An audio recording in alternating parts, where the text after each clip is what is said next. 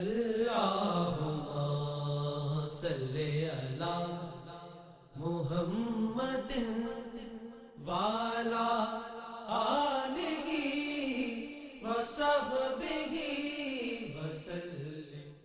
بسم اللہ الرحمن الرحیم۔ اللہ تبارک و تعالیٰ کے پاکیزہ نام سے آغاز کرتے ہیں جو بہت مہربان نہایت رحم والا ہے۔ درس بخاری کا سلسلہ جاری و ساری ہے، اور پچھلے پروگرام میں باب تھا باب القدومی بالغداتی، مسافر کا صبح کے وقت آنے کا باب، اور حدیث تھی 1799۔ حضرت ابن عمر رضی اللہ تعالی عنہما اس کے راوی ہیں۔ وہ بیان کرتے ہیں کہ نبی کریم صلی اللہ علیہ وسلم جب مکے کی طرف جاتے تو درخت والی مسجد میں نماز پڑھتے، اب مسجد کا نام نہیں بتایا، بس یہ فرمایا، اور جب واپس آتے تو ذوالحلیفہ کی وادی کے نشیب میں نماز پڑھتے اور وہاں رات گزارتے حتیٰ کہ صبح ہو جاتی۔ تو اس پر ہمارا کلام چل رہا تھا کہ یہ سرکار کی حکمت تھی، اور ایک عملی طور پہ سرکار نے یہ عمل کر کے دکھایا کہ اچانک اپنے گھر والوں کے پاس نہ آیا جائے، انہیں پہلے کسی طرح اطلاع ملے تاکہ پھر وہ اپنا تیار ہوں۔ اور ایک حدیث میں یوں بھی ہے کہ ایسا نہ ہو کہ کوئی ناگوار چیز نظر آئے، تو یہ بھی ایک مطلب میں اس پہ پھر کبھی کلام کروں گا، لیکن یہ بڑی حکمتیں ہیں اس کلام کے اندر۔ اور ہم جو ہیں وہ بعض اوقات کہتے ہیں جی سرپرائز دیں گے گھر والوں کو، کچھ نہیں بتاتے، اچانک پہ دروازے پہ پہنچ جاتے ہیں۔ یہ سنت کے مطابق طریقہ نہیں ہے، بلکہ میں کہوں کہ یہ خلاف سنت طریقہ ہے تو کوئی حرج نہیں ہوگا۔ دیکھیں، ترک سنت اور خلاف سنت میں فرق ہے۔ ترک سنت کا لفظ وہاں ہوتا ہے جہاں حکم نہیں ہوتا، سرکار نے کوئی کام کیا تو ہم نے اس کو نہیں کیا، تو یہ ہے ترک سنت، یہ خلاف نہیں کہلاتا۔ مثال کے طور پہ نبی کریم نے اگر مسواک کی ہے کھانے کے بعد، اور میں کھانے کے بعد نہیں کر رہا ہوں، تو یہ ترک سنت تو ہے، خلاف سنت نہیں ہوگا۔ خلاف سنت اس وقت ہوگا سرکار حکم فرمائے کہ یہ کام کرو اور ہم نہ کریں، اب ہم کہیں گے یہ خلاف سنت ہے۔ تو یوں نبی کریم صلی اللہ علیہ وسلم نے یہاں باقاعدہ فرمایا کہ کوئی رات میں اپنے گھر اچانک نہ جائے، اچانک نہ پہنچ جائے، اب کوئی اچانک پہنچے گا تو یہ ہے خلاف سنت۔ ترک سنت ہر جگہ قابل گرفت نہیں ہوتا، لیکن خلاف سنت ضرور ہوتا ہے۔ اس لیے مطلب ایسا نہیں کرنا چاہیے کہ انسان اچانک پہنچے اور گھر والوں کو کوئی ایسی حالت میں دیکھے کہ جو اس کو ناگوار گزرے، تو وہ مناسب نہیں ہوتا۔ تو اس لیے جیسے اب اگلے حدیث کے اندر آپ دیکھیے کہ باب الدخول بالعشی، مسافر کا شام کو آنے کا باب، 1800 نمبر حدیث پاک ہے۔ حضرت انس رضی اللہ تعالیٰ عنہ بیان کرتے ہیں کہ نبی کریم صلی اللہ علیہ وسلم رات کو اپنے گھر نہیں آتے تھے، آپ صبح آتے تھے یا شام کو۔ شام سے مراد عصر کا ٹائم جیسے ہے، اس ٹائم میں پہنچ گئے، اور وہ بھی مطلب سرکار کا تشریف لانا مدینے میں وہ تو ایک دم شور سمجھ جاتا تھا، بھی سرکار رسول اللہ تشریف لے آئے تو وہ گھر تک اطلاع پہنچ جایا کرتی تھی۔ آج کل جیسے ہم لوگ ہیں، ہم اپنے موبائل کے ذریعے کسی بھی ذریعے پیغام دے سکتے ہیں کہ بھی میں آ رہا ہوں، شام کو پہنچوں گا فلاں، پہلے سے بتا دیا جائے، یہی صحیح طریقہ ہے۔ تو جو اچانک آنے کے خواہش مند ہوتے ہیں، سرپرائز دینے کے خواہش مند ہوتے ہیں، بعض اوقات پھر ان کو کوفت کا سامنا کرنا پڑتا ہے، یہ مناسب نہیں ہوتا۔ اگلے باب قائم کیا ہے کہ باب لا یترک اہلہ اذا بلغ المدینہ، جب مدینے پہنچے تو رات کو اپنے گھر میں داخل نہ ہوں، اس کا باب 1801 نمبر حدیث پاک ہے۔ حضرت جابر رضی اللہ تعالی عنہ بیان کرتے ہیں کہ نبی کریم صلی اللہ علیہ وسلم نے رات کو گھر آنے سے منع فرمایا۔ اب رات کو گھر آنے سے منع سے مراد وہی ہے کہ پہلے دور میں مغرب کے بعد بچے اندر، سب لوگ اندر۔ ابھی بھی اگر آپ یو کے چلے جائیں، میں یو کے کئی دفعہ گیا ہوں، وہاں پہ ایسے ہی ماحول ہے۔ مغرب کے بعد، یعنی جو سینٹر سٹی ہے اس کی بات نہیں کر رہا ہوں، اطراف میں جتنی جگہ پر ہیں، مغرب کے بعد لوگ اپنے گھروں میں، ڈیوٹیاں ختم ہو گئے، گھر میں آ گئے، رات میں آپ کو باہر کوئی نظر نہیں آئے گا۔ یعنی اب وہ تو پڑھے لکھے لوگ ہیں اور جدید دور کے تقاضوں سے ہم آہنگ ہیں، وہ بھی اس بات کو سمجھتے ہیں کہ اپنے گھر میں آ کے آدمی کو بر وقت آ جانا چاہیے، باہر بیٹھنا یہ وہ ٹائم ضائع کرنا بیکار ہے۔ تو مدینہ منورہ میں بھی ایسا ہی تھا، مغرب ہوئی، سب بچوں کو بھی اندر لے لیا، ایکٹیویٹیز ختم، سب اپنے گھروں کے اندر ہیں، اور باہر اندھیرا ہوتا تھا، بالکل گپ اندھیرا۔ اچھا، اور پھر رات میں اکثر لوگ دن میں آتے تھے سفر کے بعد، تو اب وہ گویا کہ ایک طرح سے نا امید ہو گئے، بھئی آج کوئی نہیں آئے گا، اب وہ گھر میں سو رہا ہے، کیسی حالت میں ہے، کیسے نہیں، اچانک پہنچ جائیں تو اس سے پھر تکلیف ہو سکتی تھی۔ تو نبی کریم صلی اللہ علیہ وسلم نے اس لیے منع فرمایا۔ تو اب یہاں اصل رات نہیں ہے، اصل ہے اچانک اس طرح آ جانا کہ سامنے والا کسی کسی حالت میں ہو، یا ہم کسی ایسے معاملے پر اچانک آنے کی وجہ سے مطلع ہو جائیں کہ وہ ناگوار گزرے، یہ سرکار نہیں چاہتے ہیں۔ تو پس بہتر یہ ہے کہ ہم اطلاع دے کر آئیں۔ اب یہ رات کی پابندی کا مسئلہ نہیں ہے، تو رات وہاں ماحول ایسا تھا، اصل تو تھا کہ اچانک نہ آئے، یہی میں آپ کو سمجھا رہا ہوں۔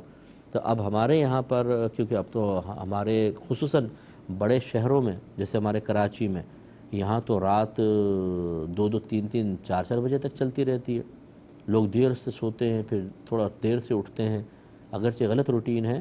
تو اب اگر کوئی رات میں آئے تو پورا گھر جاگا ہوا ہوتا ہے، بچے چھوٹے چھوٹے بچے بھی جاگے ہوتے ہیں، خصوصاً ویکینڈ کے اوپر اگلے دن اسکول نہیں جانا تو بچے کہتے ہیں ہم نے اسکول نہیں جانا، اب ہم کھیلیں گے، تو وہ رات میں بہت دیر تک کھیلتے رہتے ہیں۔ تو خلاصہ کلام یہ ہے کہ اصل رات نہیں ہے، اصل ہے اچانک اس طرح کہ گھر والوں کو مطلب اپنے آپ کو صاف ستھرا کرنے کا موقع نہ ملے، گھر میں کوئی ایسی ناگوار چیز پر نظر اچانک نہ پڑ جائے جو آپ کو پسند نہ آئے، تو اس لیے سرکار نے منع فرمایا۔ تو بس اسی پر ہمیں عمل پیرا ہونا ہے۔ اب آپ چاہے رات میں آئیں چاہے دن میں، لیکن اطلاع دے کر آئیں، یہ ہے اصل۔ باب من اسرع ناقتہ اذا بلغ المدینہ، جب مدینہ منورہ پہنچے تو اپنی سواری کو تیز چلانے والے شخص کا باب۔ 1802 نمبر حدیث پاک ہے۔ حضرت انس رضی اللہ تعالی عنہ بیان کرتے ہیں کہ جب رسول اللہ صلی اللہ علیہ وسلم کسی سفر سے آتے اور مدینے کے راستوں کی بلندیاں دیکھتے تو اپنی اونٹنی کو تیز چلاتے، اور اگر کوئی جانور ہوتا تو اس کو یعنی گھوڑا وغیرہ تو ایڑ لگاتے اس کو تیزی سے۔ اور حمید نے یہ اضافہ کیا ہے کہ آپ مدینہ طیبہ کی محبت سے اس کو تیز چلاتے، یعنی سرکار مدینہ کی محبت کی وجہ سے تیز چلایا کرتے تھے۔ تو ایک تو اس سے پتہ چلا کہ اپنے شہر سے محبت یہ سنت رسول ہے۔ نبی کریم مدینہ سے بہت ہی پیار اور محبت رکھتے تھے، تو لہذا جب مدینہ دور سے نظر آنے لگ جاتا تھا تو سرکار اور تیز سواری کو چلاتے تھے تاکہ میں تیزی سے مدینہ میں داخل ہو جاؤں۔ تو ایک تو مطلقاً یہ سنت آپ سمجھ لیجئے کہ اپنے شہر سے محبت سنت ہے۔ تو جو جیسے اب یہ ہمارا کراچی ہے، بہت سارے پنجاب، اندرون سندھ سے، بلوچستان سے لوگ یہاں آتے ہیں، کام کرتے ہیں، تجارتی بہت بڑا مرکز ہے ہمارا کراچی۔ پھر جب وہ اپنے گھر جاتے ہیں پنجاب وغیرہ، تو جیسے جیسے سٹی قریب آتا ہے، اگر ٹرین میں جا رہے ہیں تو ایک دم خوشی بہت زیادہ ہونے لگ جاتی ہے۔ میں نے بھی بہت سفر کی ہے الحمدللہ دین کے معاملات میں، تو جب میں واپس آتا تھا اپنے شہر میں تو واقعی بہت ایک دم اپنا شہر اپنا ہی ہوتا ہے، بڑی پیار اور محبت پیدا ہوتا ہے۔ تو یہ ہونا چاہیے، اپنے سٹی سے محبت، اپنے شہر سے محبت، یہ نبی کریم کا سنت اور طریقہ ہے۔ اور کسی کے دل میں پیدا ہو تو بہت اچھی بات ہے، اللہ نے اس کو یہ گاڈ گفٹڈ ایک چیز دی ہے، گاڈ گفٹڈ ہے، اللہ نے اس کو ایک نعمت سے نوازا۔ اور اگر کوئی کہے کہ یار مجھے تو کچھ فرق نہیں پڑتا میں آتا ہوں، تو بھائی اپنے آپ کو کچھ فرق پڑوائیں، تھوڑا سا اپنے شہر سے محبت کریں۔ اور جب شہر سے محبت ہے تو ملک سے بھی محبت ہونی چاہیے، یہ شہروں کا مجموعہ ہے اور اس ملک سے ہماری بقا ہے، تو اپنے ملک سے بھی محبت ہونی چاہیے۔ تو ایک تو ہے یہ، دوسرا سرکار مدینے سے محبت رکھتے ہیں۔ اب اس پر آ جائیے کہ ہمیں مدینے سے محبت رکھنی چاہیے، اس لیے کہ نبی کریم اس سے محبت رکھتے ہیں۔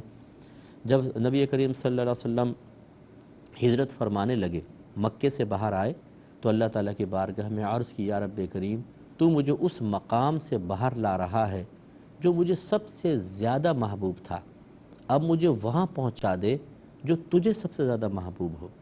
تو آپ مدینے آ گئے، اور ایک روایت میں ہے کہ سرکار مدینے جب پہنچے تو آپ نے عرض کی یا رب کریم، ہمیں مدینے کی ویسی ہی محبت عطا فرما جیسے تو نے مکے کی محبت عطا فرمائی تھی، بلکہ اس سے بھی زیادہ۔ اس کا مطلب ہے جب سرکار کے زبان اقدس پہ دعا جاری ہوئی اللہ کی عطا سے ہی، اللہ نے ہی جاری کروائی، تو اس کا مطلب ہے سرکار کی چونکہ ہر دعا مقبول ہوتی ہے تو وہ مقبول ہوئی۔ اور یقیناً سرکار صلی اللہ علیہ وسلم پوری کائنات آپ لے لیجئے، اس میں سب سے زیادہ جس شہر سے محبت فرماتے ہیں، جس جگہ سے، وہ مدینہ منورہ ہے۔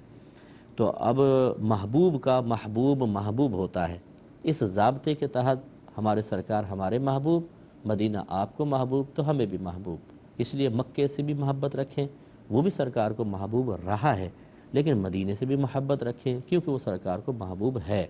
اور سرکار اس سے بہت پیار فرماتے ہیں۔ اب کہتے یہی ہیں کہ جو موجودہ مسجد نبوی ہے، جو سرکار کے دور کا مدینہ منورہ تھا، وہ پورا اس میں آ چکا ہے۔ اب اطراف میں جتنی بھی نئی آبادی ہے، جو اب پورا مدینہ سٹی کہلاتا ہے، وہ گویا کہ نیا بنا ہوا ہے۔ لیکن قاعدہ کلیہ یہی ہوتا ہے کہ جب کوئی شہر ایکسٹینڈ ہوتا ہے، بڑھتا ہے، تو جتنی چیزیں متصل ہوتی جاتی ہیں اس کے لیے اسی شہر کا حکم ہو جاتا ہے۔ اسی لیے آپ اگر بالفرض کوئی مدینے میں رہنے والا ہے اور وہ سفر پہ جانا چاہتا ہے، تو جب وہ مدینے کی حدود سے باہر نکل کر کم از کم 92 کلومیٹرز دور جانے کا ارادہ کرے گا تو مسافر بنے گا۔ تو اب کیا وہ مسجد نبوی سے نکلے گا تو مسافر ہو جائے گا کیونکہ نبی کریم کے دور کا مدینہ تو اندر ہے؟ نہیں، بلکہ اب وہ جو جتنا شہر بڑھا ہے اس سے باہر، حدود سے باہر نکلے گا تو شرعی مسافر ہو سکتا ہے۔ اس کا مطلب ہے کہ جتنی چیزیں متصل ہوتی جاتی ہیں شہر کے ساتھ، وہ اس شہر کا حصہ بنتی چلی جاتی ہیں، یعنی پورا وہ شہر کہلائے گا۔ جب وہ پورا شہر کہلائے گا تو اس کا مطلب ہے اب مدینہ باہر تک ہے، تو ہمیں مدینے سے محبت رکھنی ہوگی، باہر تک کی جتنی ایریا بڑھ گیا۔ لیکن جو مسجد نبوی کے اندر ہے وہ مدینہ ہے جو سرکار کے دور میں تھا، اور اس سے سرکار بڑا پیار اور محبت فرماتے تھے، تو وہاں اس سے اور زیادہ محبت کیجئے۔ تو خلاصہ کلام یہ ہے کہ مدینے سے ہمیں محبت کرنی چاہیے۔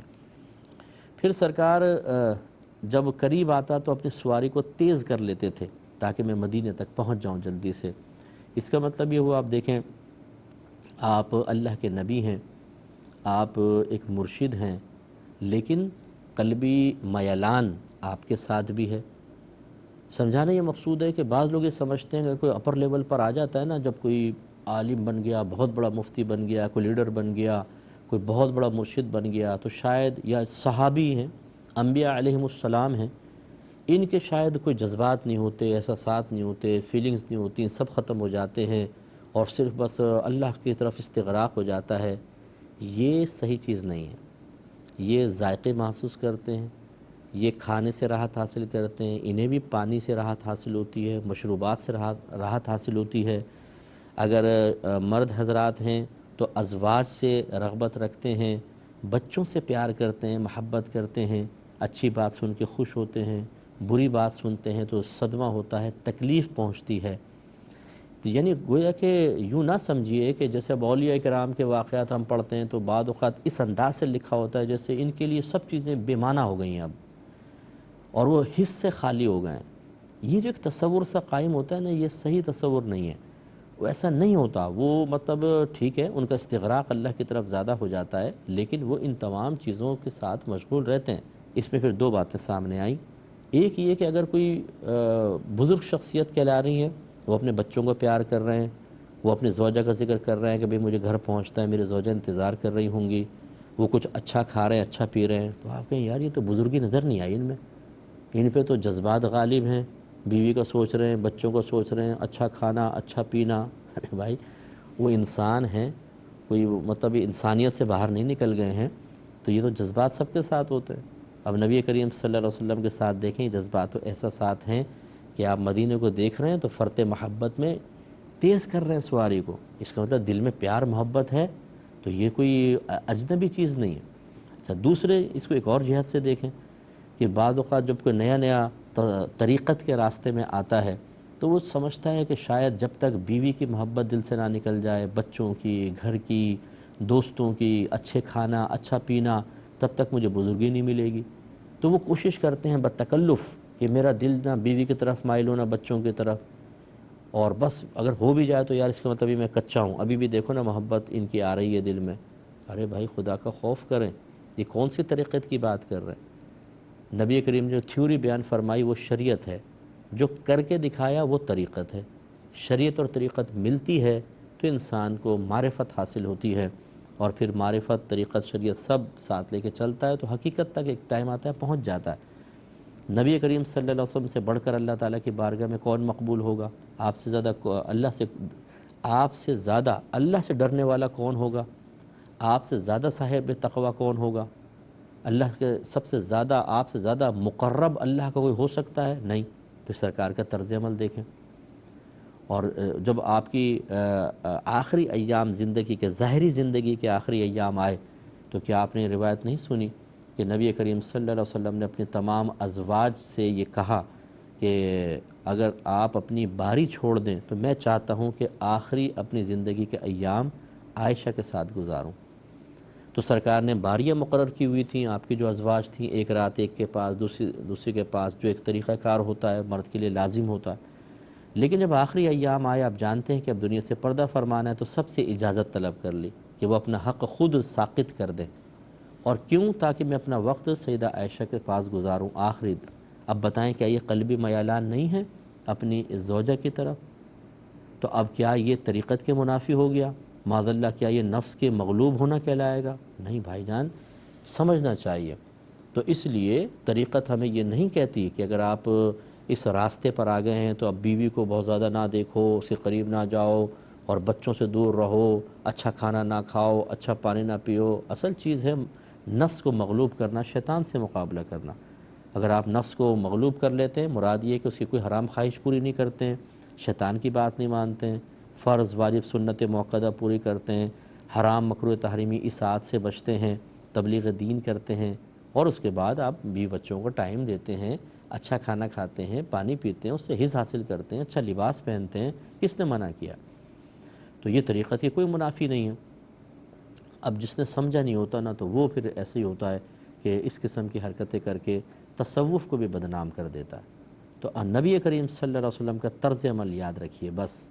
سرکار صلی اللہ علیہ وسلم بچوں سے پیار کر رہے ہیں، محبت کر رہے ہیں، بھی انہیں پچھلے پروگرام میں بھی عرض کیا تھا، ازواج کی طرف آپ کا دل مائل ہے۔ باری مقرر کرنا یہ انسان کے قدرت و اختیار میں تھا، سرکار نے باری مقرر کی۔ قلب کا مائل ہونا یہ انسان کے قدرت و اختیار میں نہیں ہوتا۔ تو نبی کریم صلی اللہ علیہ وسلم اللہ کی بارگاہ میں عرض کیا کرتے تھے، یا رب کریم، جو میرے قدرت و اختیار میں تھا وہ میں نے کیا، یعنی سارے کی باریاں مقرر کی، لیکن جو میرے قدرت و اختیار میں نہیں ہیں اس میں تو مجھے معاف فرما دے۔ تو اس کی شرح یہ بیان کی ہے کہ سرکار کا قلب انور سیدہ عائشہ صدیقہ رضی اللہ تعالی عنہا کی طرف زیادہ مائل تھا، یعنی جب تک پہلے تو بی بی خدیجہ الکبریٰ رضی اللہ تعالی عنہا کی طرف، اور وہ تو آپ کے پردہ فرما جانے کے بعد بھی سرکار کا دل بہت زیادہ آپ کی طرف مائل تھا، لیکن موجودہ ازواج کے اعتبار سے میں عرض کر رہا ہوں جو سرکار کے سامنے تھی، کہ سرکار خود یہ عرض کرتے تھے اللہ کی بارگاہ میں کہ یا رب کریم، جو میرے قدرت و اختیار میں نہیں اس پہ تو مجھے معاف فرما دینا۔ اب بتائیے کہ مطلب اگر سرکار کا قلب انور بچوں کی طرف، ازواج کی طرف ہے، دنیا کی نعمتوں کو سرکار نے ان سے فائدے حاصل کیے ہیں اپنی تعلیم امت کے لیے، تو کیا یہ طریقت کے منافی ہو گیا؟ تو یہاں یہ میں اس لیے سمجھانا مجھے بہتر محسوس ہوا کہ ایسا معاملہ نہ کریں کہ کوئی طریقت کی طرف آنے سے ہی کہے کہ یار میں تو نہیں کر سکتا ہوں کیونکہ یہ جذبات احساسات میں نہیں چھوڑ سکتا ہوں۔ شریعت نے اس کو منع نہیں کیا ہے، کسی کے ذہن میں غلط تصوف اور طریقت کا تصور نہ ڈالا جائے، یہی ہمارے حق میں بہتر ہے۔ وآخر دعوانا ان الحمدللہ رب العالمین۔ اللہم صلی علی محمد وعلی آلہ وصحبہ صلی علی محمد وعلی آلہ وصحبہ وسلم۔ اللہم صلی علی محمد وعلی آلہ وصحبہ وسلم۔ اللہم صلی علی محمد وعلی آلہ وصحبہ